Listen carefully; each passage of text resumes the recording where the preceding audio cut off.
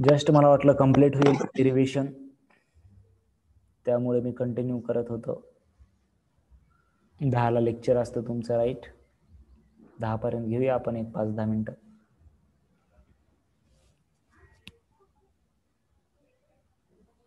उद्या विद्यार्थी जॉईन होऊ द्या.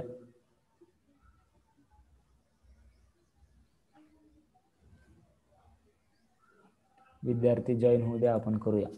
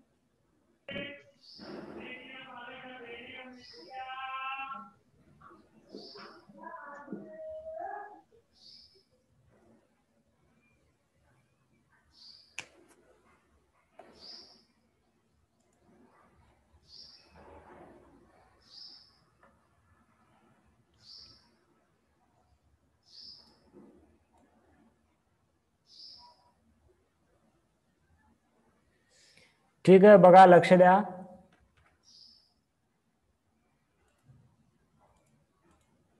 की याच्यामध्ये आपण हे पाहत होतो, डेरिव्हेशन जस्ट झालेलं आहे, जस्ट थोडं राहिलं होतं याच्यामध्ये, की प्रेशर इज इक्वल टू, हे रिलेशन कसं काय आलं, तर आपण बेरीज केली, कारण हे प्रेशर सर्व साईडचं इक्वल आहे. So P is equal to 1/3 px plus P Y plus Z. px ला असं लिहू शकतो mv², म्हणजे या सर्वांची मीन घ्यावं लागेल आता आपल्याला. हे मीन स्क्वेअर RMS व्हेलॉसिटीचा स्क्वेअर होईल. यांची जर बेरीज केली आपण तर मीन RMS स्क्वेअरची व्हेलॉसिटी होईल. आणि हे मास अपॉन व्हॉल्यूम जे आहे, हे मास अपॉन व्हॉल्यूम, याला डेन्सिटी लिहिता येईल. सो जे फायनल एक्सप्रेशन आहे, pressure P is equal to 1/3 rho RCRMS square. हे फक्त तुम्हाला बोर्डामध्ये एखादी वेळेस जर पेपरमध्ये जर लिहायचं झालं तर बोर्डाच्या परीक्षेमध्ये याचं डेरिव्हेशन तुम्हाला नीटच्या ह्याच्यामध्ये काही उपयोगाचं नाही. जस्ट रिमेंबर दिस फॉर्म्युला. कारण हे जे प्रेशर आहे याला बघा मास अपॉन व्हॉल्यूम घेतलं, हे L³ आहे खाली, राईट? तर ते मास अपॉन व्हॉल्यूम घेतलेलं आहे याच्यामध्ये. याचा स्क्रीनशॉट घ्या, याचा स्क्रीनशॉट घ्या.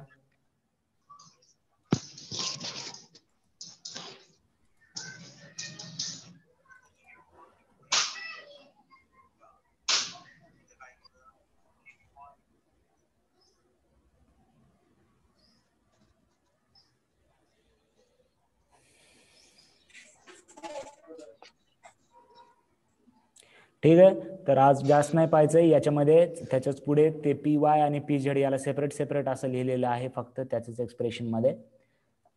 तर तोच फॉर्म्युला आहे.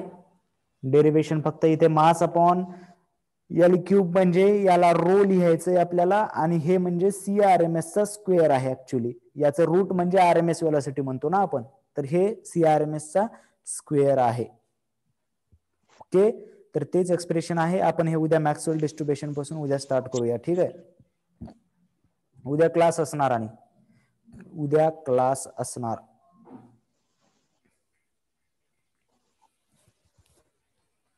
ओके, ठीक आहे, चलो बाय एव्हरीवन.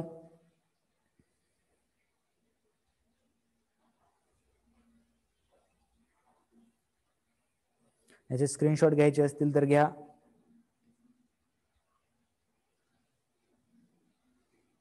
आणि हे स्क्रीनशॉट घेतल्यानंतर लिहायचंय. ते स्क्रीनशॉट राहत नाहीत मोबाईल मध्ये. स्क्रीनशॉट वर वाचतो म्हणून जर कोणी 150 न लिहून घेता बसत असेल तर आताच जागी व्हा. ते नोटबुक मध्ये लिहून घ्या, या नोट्स आहेत.